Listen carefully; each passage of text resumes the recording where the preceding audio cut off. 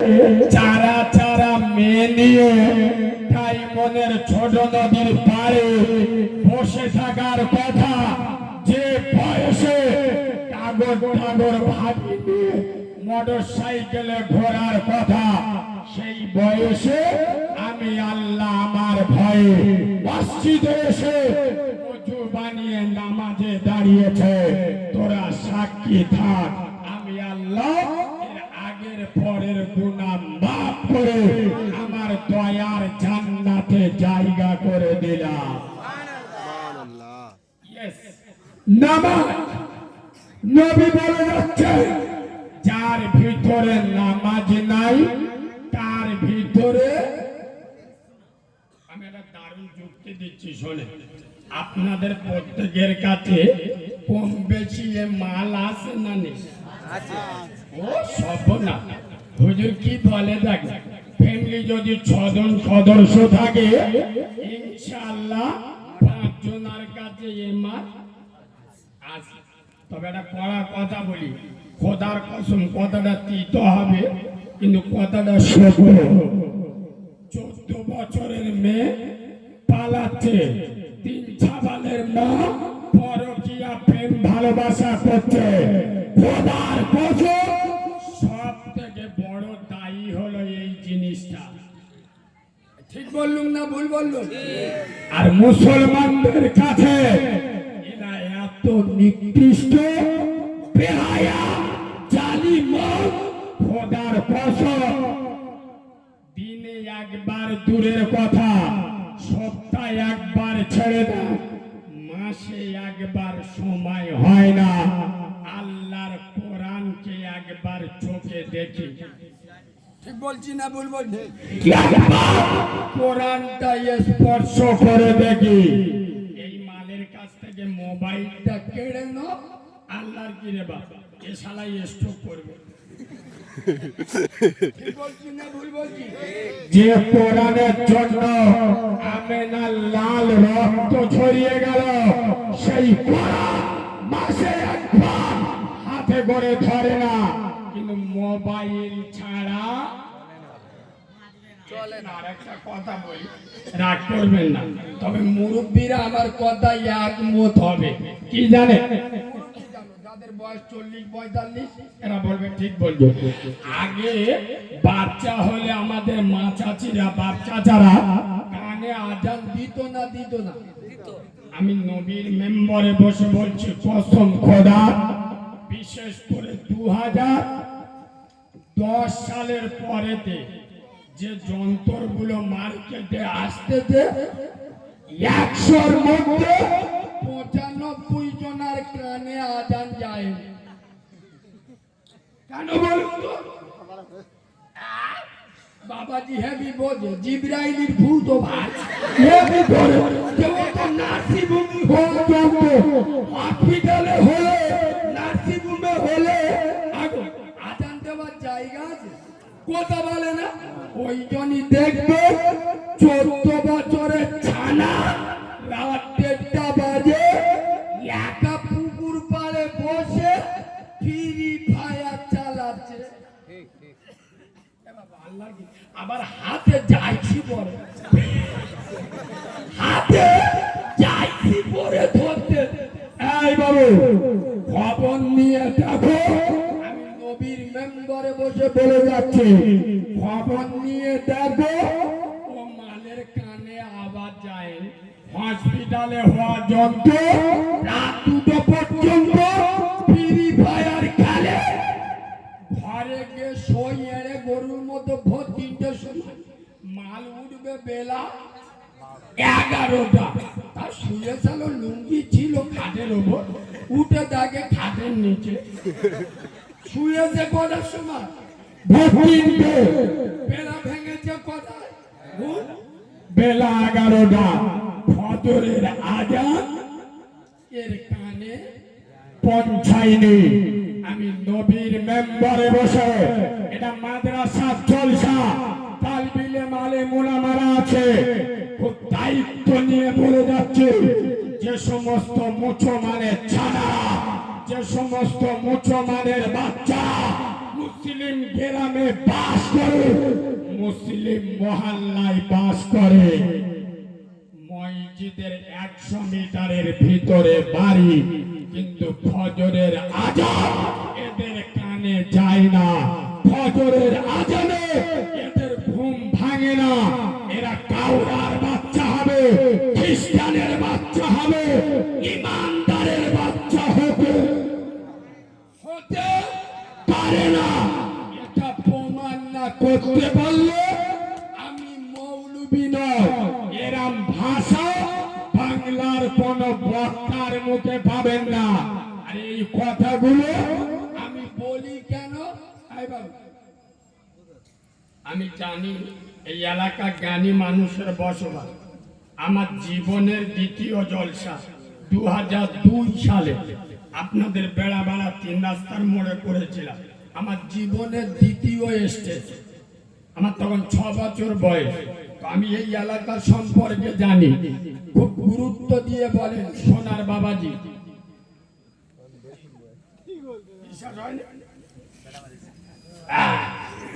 মুফতি আমিনুদ্দিন সাহেবকে চেনেন? একবার জিজ্ঞেস করলেন, হুজুর কারিমুল্লাহ ওয়াজ করছে কবে থেকে? আমার জীবনের প্রথম জলসা ওনার সাথে। সোনার বাবাজি খুব গুরুত্ব দিয়ে শোনেন। আপনার বাপে পেটে ঘা হয়, কোথায়? নারী পচে গেছে, ডাক্তারখানায় গেছে, ডাক্তার খালি ওপরে মলম মাখাচ্ছে। ঘা কোথায়? কোথায় বলে না, মলম মাখাচ্ছে কোথায়? ও মাল সারবে না সরবে? বলো। খোদার কসম, তোমরা রেগে গেলে আমার বয়ে গেল।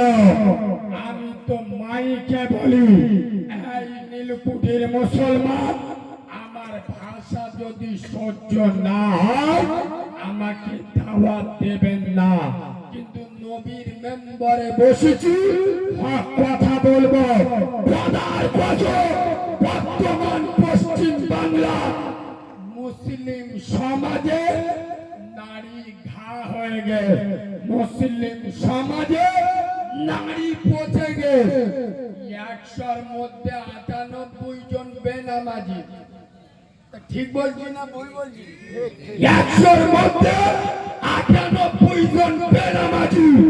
100-র মধ্যে 99টা বাড়িতে সুদের ব্যবসা চলে না, চলে না।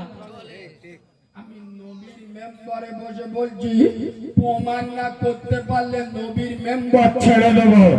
5 ওয়াক্ত নামাজ পড়ে ওর বাড়ির মেয়েরা বন্ধন লোন, গ্রুপ লোন করে।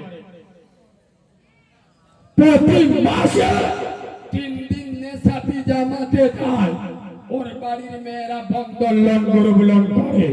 100-র মধ্যে 90টা যুবক চেনার সাথে যুক্ত। বললি তো আপনাদের সেন্টিমেন্টে লাগবে। বলবো বলবো চেংড়া ছেলেরা প্রেম করতো ইয়ং মেয়েদের সাথে। এখন আল্লাহর কি রে বাবা, শুধু ডাগর ডাগর ভাবি সেটিং করতে। ঠিক বলছি না ভুল বলছি? কসম খোদা, 100-র মধ্যে 65 জন আমার পাতে ভাত দিতে চাই না। মুসলিম সমাজে নারী পচে গেছে, পেটে ঘা হয়ে গেছে। আর আমাদের মৌলবীরা এসে ওপরে মলম মাখাচ্ছে। 2 ঘন্টা ওয়াজ করবে, 1 ঘন্টা মুসা নবীর ওয়াজ, আর 1 ঘন্টা খাজা মঈনুদ্দিনের ওয়াজ। আরে বেটাই টিপে ধরো, লোকের অসুস্থ, নারী পচে গেছে, ওপরে মলম মাখালে কাজ হবে না।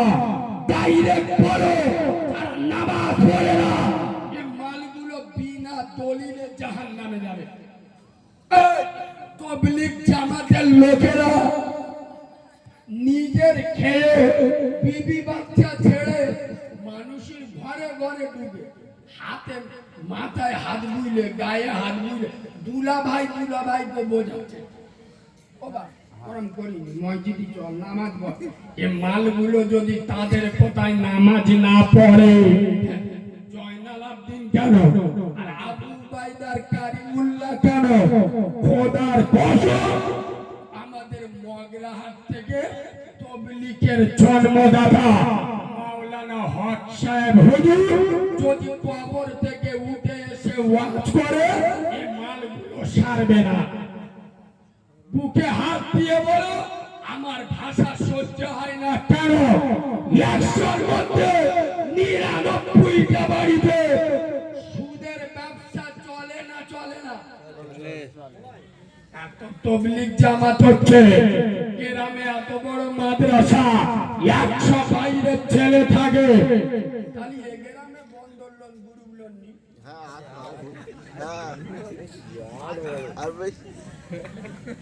কিসের মুসলমান কেমন মুসলমান খোদার কসম আজকে আমি সুযোগ পেয়েছি আমি একটা হাদিস এখন বলবো যদি আমি ভুল বলি আমার অনুরোধ থাকবে মাদ্রাসার কোন আলেম আমাকে কারেক্ট করে দেবে নবী বলে যাচ্ছে সুদের সবথেকে বড় গুনাহ আল্লাহর সাথে যুদ্ধ করা সুদের সবথেকে ছোট গুনাহ আপন মাকে বিয়ে করা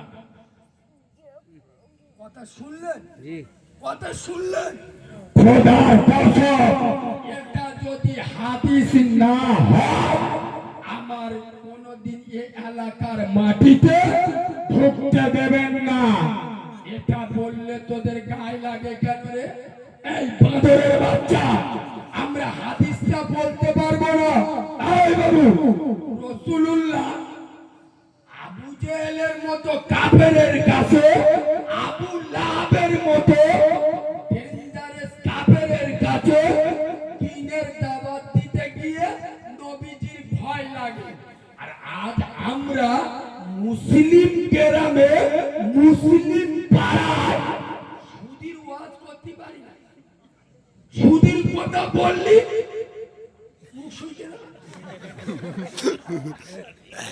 শুধু গেলে মাকে বিয়ে করা হয় এটা হাদিসে আছে আমরা বললি ফাটে গেল যার ফাটবে মনে করবেন ও মুনাফেকের বাচ্চা মুনাফেক গত কয়েকদিন আগে আমার জলসায় নেট চলে বলে আমি জায়গার নাম বলি না দক্ষিণের সাইডে খোদার কসম সুদের বিরুদ্ধে বলেছি নেমেছি 2000 টাকা দিচ্ছি বলে আমি নাই সুদ গাই তুমি আমার বিরুদ্ধে বলেছো ঠিক আছে আমার বাপ কি করে আমার বাপের বললে হারাম করে বাচ্চা হারাম করে ওই জন্য কেন বেশি ঝাড়বুনি লাস্টে লাভবো নুরুল ভাইয়ের খুঁজে পাবো এবার আমার আলোচনা অসুবিধা হচ্ছে সকলে বলুন অসুবিধা সাবজেক্ট চেঞ্জ করে দেবো তাহলে একবার তকবীর দেবো সবাই বললেই দেবো নারে তাকবীর আমার ভুল হয়ে গেছে আবার দেখো পাতলা হাগা এবং মরণ তকবীর দিতে হবে মরণ তকবীর বোঝো এই বোঝো আমি যে নারে তকবীর বলবো এমন জোরে আল্লাহু আকবার বলবে টুটি ফেটে মরে যাবে কবরে যাবে ফেরেশতারা এসে বলবে মান রব্বুকা এই মালুতে বলতেছে রব্বুকা ফব্বুকা জানি না এক্ষুনি আল্লাহ বলতে গিয়ে টুটি ফেটে মরে গেছে এবং আল্লাহ বলবে আমার বান্দার সাথে ঝামেলি করিনি চলে সবেলা আমার নাম নিতে গিয়ে মরি এরকম আওয়াজ দেবেন কই দাও না নারে থাকবে আল্লাহু আকবার ছাগল খাবা আবার গরু কে করে আবার দিচ্ছে ছাগল কে করে মতো একটু গরু কে করে আওয়াজ বার করে নারে থাকবে আল্লাহু আকবার আরে ঝেড়ে মারুন তো নারে থাকবে আল্লাহু আকবার নারে থাকবে আল্লাহু আকবার পুরানের আলো ঘরে ঘরে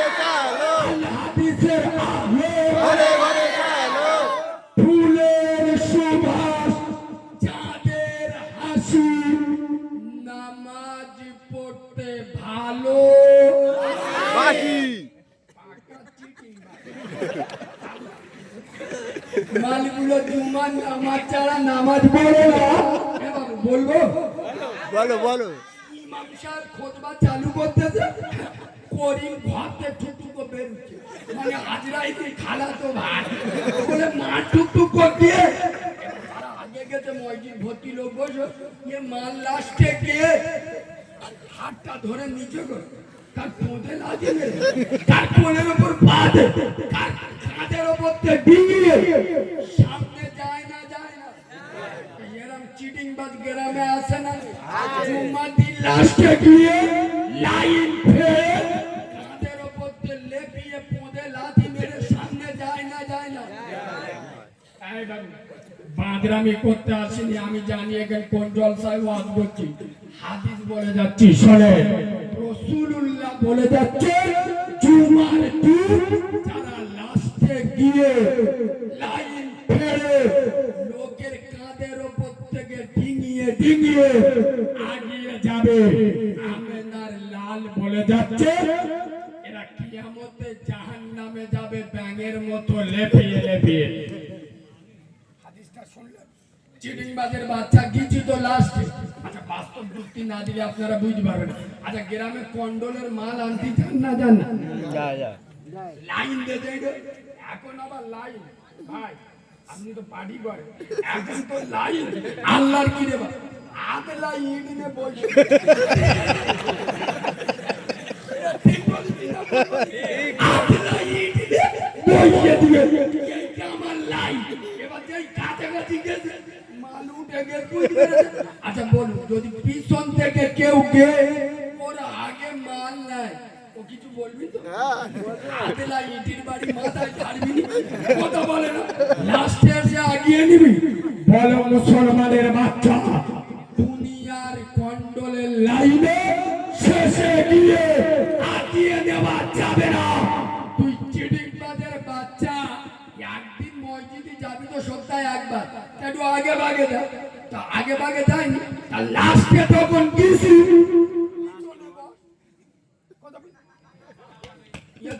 মেম্বরের বেটা ভিতরে ঢুকবে যাতে লোক দেখে প্রধানের ভাই বোন নামাজ পড়তে কথা বুঝছো না? বুঝো না? খোদার কসম মসজিদের মধ্যে দিনে একবার দুবার লোক। আচ্ছা, এই হাদিসটা বলার আগে আমি একটা নকটা বলছি, তবে আমার সামনে কটা মুরব্বী বসে আছে, আমি একটু মাপ চেয়ে নিচ্ছি। কেন আমি যে কথাটা বলবো আপনাদের গায়ে লাগবে, লাগুক। আমি হক কথা বলতে গিয়ে আমার জন্ম দেয়া বাপকে ছাড়ি না। আপনারা অনেক দূরি শুনেলেন যে কটা বুড়ো মাল, বুড়ো ভাব, বুড়ো বয়সে মসজিদে যায়। আমি নবীর মেম্বরে বসে বলছি, এরা আল্লাহর ভয়ে মসজিদে যায় না, কবরের ভয়ে মসজিদে যায়। যদি কোনো বুড়ো লোক উঠে দাঁড়িয়ে বলে কারিমুল্লাহ তুমি বাজে কথা বলছো, আমরা আল্লাহর ভয়ে যাই না, তো কার ভয়ে যাই? আমি তো ঘুরে ধরবো। আল্লাহর ভয়ে যদি নামাজ পড়লি একদিন পড়িনি কেন? বুড়ো হয়ে গেলি মাল পেকে যায়, শরীরে শক্তি কমে যায়, ও তো বুঝতে পেরে যায়। জন বয়সের লোকের পাচায় যে গাঁটলা বাঁচ দিছি, সারা কবরে শোবে টাইম দেবে, অ্যাকশন চালু হয়ে যাবে। ওইখানে আল্লাহর ভয় না, কবরের আযাবের ভয়ে মসজিদে যায়। এই বাবু, খোদার কসম মুয়াজ্জিন বলে হাইয়া আলাস সালাহ, আর মসজিদে হাইয়া আলাল ফালাহ। এখানে এলেই তোর কামিয়াবি। সুবহানাল্লাহ বলুন। কোন মুয়াজ্জিনকে বলতে শুনেছে আগে হাইয়া আলাল ফালাহ তারপরে হাইয়া আলাস সালাহ? কথা বলে না, আগে হাইয়া আলাস সালাহ মানে কি? আগে মসজিদে, এখানে এলি কামিয়াবি পাবি। সুবহানাল্লাহ বলুন। তার মানে যারা নামাজ পড়ে না এরা কামিয়াব হতে পারে না। শোনে, খোদার কসম, নবীর কথা বলি, হঠাৎ কোথায় কি শুনি দেখবেন আপনাদের গ্রামে মসজিদ আছে, মসজিদের মাইকে হাঁকতে ও গ্রামের লোকেরা করিমির বাপ জলির মরে গেছে, মালটা চলে গেছে, এক কাজ করো কাল দুপুর দেড়টায় জানা যাবে, সব বেনামাজি করে আসিস যাতে শালা তাড়াতাড়ি জাহান্নামে যায়। মসজিদের মাইকি হাঁকে না, হাঁকে না, যে মরে গেছে ওর তো লজ্জা নেই, যারা মসজিদের মাইকি হাঁকে এই মালগুলো ডবল লজ্জা নেই। চিটিং বাজের বাচ্চা, যে মাল বেঁচে থাকা অবস্থায় দুটো ঈদের নামাজ ছাড়া নামাজ পড়তো না, জুমার নামাজ ছাড়া মসজিদে যেত না, যার সাথে আল্লাহর কোনো সম্পর্ক নাই, সে মরে গেলে মসজিদের মাইক ব্যবহার হবে কেন? কথা শুনছেন কেন? তবে আমার অসংখ্য মা বোনেরা বসে আছে, আমি এখান থেকে ওয়াজ একটু ঘোরাবো, শুনে যে বাড়ির মহিলারা নামাজ পড়ে না ও বাড়ির পুরুষেরা মরণ পর্যন্ত নামাজি হতে পারে জোরে বলো না। আর আমাদের মেয়েরা আটা ময়দা মাখতে 3 ঘন্টা সময় লাগে, আল্লাহর পুরো টেম্পু মাছের মতো আপনার রাস্তাতে হেঁটে যাচ্ছে, পুরো নুসরাত জাহানের খালা তো এরা সাজতে সময় নাই 3 ঘন্টা। খোদার কসম মাগরিবের নামাজ খুব জোরে জোর 10 মিনিট লাগবে, ঠিক বলছি না ভুল বলছি? এদের সময় হয় না, কিন্তু ফেরালাভলি মাকা সময় হয়। আমি এখানকার সোনামণি মা বোনেদের পায়ে ধরে বলে যাচ্ছি, আমার মা নেই, আপনারাই আমার মা, দুটো পা দেন, পায়ে ধরে বলে যাচ্ছি খোদার কসম, এই নীলকুঠির সোনামণি মা বোনেরা, তোমার জীবনের শেষ মেকআপ ফেরালাভলি দিয়ে হবে না, তোমার জীবনের শেষ মেকআপ বডি লোশন দিয়ে হবে না, তোমার জীবনের শেষ মেকআপ পাউডার দিয়ে হবে না, তোমার জীবনের শেষ মেকআপ আতর আর শর্মা দিয়ে হবে। তাই বলে দাও এই সোনামণি মা বোনেরা, রূপ চর্চা বাদ দাও, আমল চর্চা করো, খোদার কসম জান্নাত খুঁজতে হবে না, জান্নাত তোমাকে খুঁজে নেবে। রূপ চর্চা বাদ দাও, আমল চর্চা করো, জান্নাত খুঁজতে হবে না, জান্নাত তোমাকে খুঁজে নেবে। আচ্ছা আপনারা বলুন, কোনদিন শুনেছেন বা কানে দেখেছেন, কানে শুনেছেন বা চোখে দেখেছেন গ্রামের কোন মেয়ে স্বামীর বাড়িতে চলে এসে বাপের বাড়ি কেন? স্বামী মদ খেয়ে এসে মেয়েটার উপর অত্যাচার করে, ওই জন্য স্বামী ছেড়ে দে বাপের বাড়ি চলে, এরা মাসের না নেই কথা বলে না? একটা প্রমাণ আমাকে দিতে পারবে কোন মহিলা স্বামী ছেড়ে দে বাপের বাড়ি চলে এসছে, স্বামী নামাজ পড়ে না বলে? না না, আমার কথা বুঝতে পেরেছেন না? স্বামী কলকাতা না মাল, মানে বুঝতে পেরেছেন? মুখগুলো কুকুরের মনে কাঁচা স্বামী কাঁচা টেনে এসে বড় বড় অত্যাচার করে, ওই জন্য বউ টিকতে পারে না বাবার বাড়ি চলে। কোন মহিলা স্বামী নামাজ পড়ে না হারাম খান কোনদিন দাঁড়িয়ে বলেছে এই স্বামী তুমি যতদিন না 5 ওয়াক্ত নামাজ পড়বে, হারাম খাওয়া না ছাড়বে, আমি তোমার ঘর সংসার করব না, বাবার বাড়ি চলে গেলাম? কোন মেয়েরাম বলে? আমি বক্তব্য করতে করতে আপনারা বলেন কারিমুল্লাহ কোন মেধার দেয়, পড়ার কথা বলে রেগে যায় কেন জানেন? আমরা ওয়াজ শোনার পাগল, মৌলবীরা ওয়াজ করছে, বড় পীর আব্দুল কাদের জিলানী হুজুর মার পেট থেকে 18 পারা কোরআনে হাফেজ হয়ে এসেছে, বলে না? বলে না? কিন্তু কোন বিয়াদবের বাচ্চা এটা বলে না যে বড় পীর সাহেব হুজুরের মা 18 পারা কোরআনে হাফেজ ছিল, মা হাফেজ বেটা হাফেজ, আর আমাদের মারা 12টা গানের হবে ইনশাআল্লাহ। 8 মাসে পেটে বাচ্চা নেই আল্লাহর কি রে বাপ পাবলু টু বই দেখতে এর পেটে পাত্র ছাড়া কি জন্ম হবে না তা আমাদের মগরাট আব্দুল ওয়াহাব সাহেব হুজুরের জন্ম হবে মা তাহাজ্জুদ গুজারি হবে 5 ওয়াক্ত নামাজ পড়বে ছেলে মগরাহাটের আব্দুল গফফার সাহেব হবে সুবহানাল্লাহ বলে।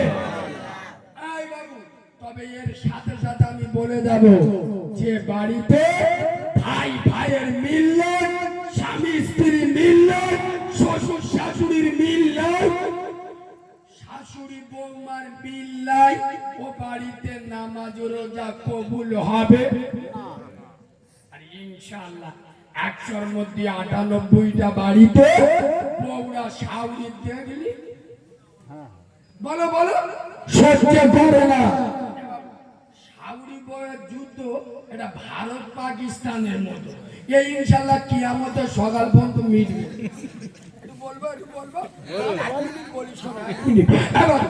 শাশুড়ি হলো ভারত শাশুড়িকে ভারত বউ হলো পাকিস্তান এদের যুদ্ধ কিয়ামত পর্যন্ত চলবে স্বামী মানে ছেলে হলো বাংলাদেশের নীরব দর্শক মানে ও মাল দেখে সব কিন্তু কারোর কিছু বলতে পারে না একদিকে ভারত আর একদিকে পাকিস্তান আর ছেলের বাপ এ মাল হলো আমেরিকা কি আমেরিকা এ ভারতকেও বোঝায় পাকিস্তানকেও বোঝায় কিন্তু কেউ কথা শোনে না আর মেয়ের মা এটা বলবো না ছেড়ে দেবো এটা বলবো মেয়ের মা আল্লাহর কি রে ভাই ও 12 বাদালির পেটে 13 বাদালি গুলো মেয়ের মা হলো চীন চীন চীনের কাজ সারাদিন পাকিস্তানকে উস্কে দেওয়া পাকিস্তান মানে কে চীনের কাজ সারাদিন পাকিস্তানের উস্কে দেওয়া যাতে যুদ্ধটা পড়া করে বেঁধে যায় আর বাড়ির ননদ হলো রাশিয়া ও দুনিয়া এদিক ওদিক হয়ে যায় ও সব সময় ভারতের দিক ভারত মানে কে এর ভিতরে মাটি আর পাড়া প্রতিবেশী এটা আর বলবেন না এটা বলো বলো বলে দিন পাড়া প্রতিবেশী এই মালগুলো হলো আরব দেশগুলোর মতো এরা একবার সাপের মুখে চুমো খায় একবার ব্যাঙের মুখে চুমো খায় মানে এরা একবার ভারতের দিক একবার পাকিস্তানের দিক যে বউ যাবে বলবে আল্লাহর কি তো শাশুড়ি দাঁড় যা যে বউ চলে আসবে শাশুড়ি যাবে বলবে আল্লাহর কি রে বউ তোর একটা পাকা খোঁজনি ঠিক বলেছি না বলেছি খোদার কসম বিরক্ত হচ্ছে চাদর মানটা উঠে গেলি ওই টোকা ছাবালে কোনি পেশাতে আই কোনি পেশা পাইকানে আর খুবই পেশা পাচ্ছে ভয়তে উঠবি না ভাই হ্যাঁ উঠলে কই বলবো বিশ্বাস করুন নাই দাঁড়ি এক সপ্তাহ আগে এক জায়গায় দরজা করে দিই একটা চেংড়া ছেলে উঠে এরকম কি মারিয়ে রে মেরম করে তার মানে বিয়ে হিচু করবে বুঝতে পেরেছ আমি লাগছি জানে এতে বিষ যায় এ ডায়মন্ডে মাল কাঁচা গালাগালি দিয়ে দেবে কোথা চুপ বসে এবার আমি ওয়াজ টজ করে দোয়া দায়ী করে দেখতেছি মালটা বসে আর ইয়ে যা বলে কোথা আর একটু আগে বললি হিচু করবো বলে ও হুজুর যেটা ওকেন করবো সেটা একেন হয়ে গেল তুমি আমার উঠতি তুমি এখন তোমার আই উঠতি তুমি ওয়াজ করবে আমি একা বসে শুনবো ভাই ভুল হয়ে গেছে আগিয়ে চলে খোদার কসম শাউরি বউর ব্যাপারে আরেকটা কথা বলে যায় নুরুল বাবু বলেন মানে কোটি কোটি ইনশাআল্লাহ চলো আই বাবা এদিকে দাও আর আচ্ছা আপনাদের এদিন মেয়ের যখন বিয়ে দেন নতুন শ্বশুর বাড়িতে আর 10 দিন পরে বাপের বাড়ি আসে না? আচ্ছা, নতুন বৌমা যখন বাড়ি আসে মানে মেয়ে যখন শ্বশুর বাড়িতে ঘুরে আসে গ্রামের মা চাচিরা বাপ চাচারা এসে জিজ্ঞেস করে না, আরে মেয়ে, আরে মা, তোর স্বামী কিরম হলো? তা মেয়েটা বলছে আলহামদুলিল্লাহ। এই যে তোর শ্বশুর কিরম হলো? সুবহানাল্লাহ। এই যে তোর দাওয়ার কিরম হলো? মাশাআল্লাহ। এই যে তোর নন্দাই কিরম হলো? জাযাকাল্লাহ। এ মা, তোর শাউরি কিরম? ইন্নালিল্লাহ। স্বামী কিরম? সুবহানাল্লাহ। আপনার শ্বশুর কিরম? সুবহানাল্লাহ। দাওয়ার কিরম? মাশাআল্লাহ। নন্দাই জাযাকাল্লাহ। শাউরি ইন্নালিল্লাহ। ও বুড়ি কবে মরবে? শিক্ষা নিয়ে কথা বলছি। মা ছিল বুদ্ধিমান।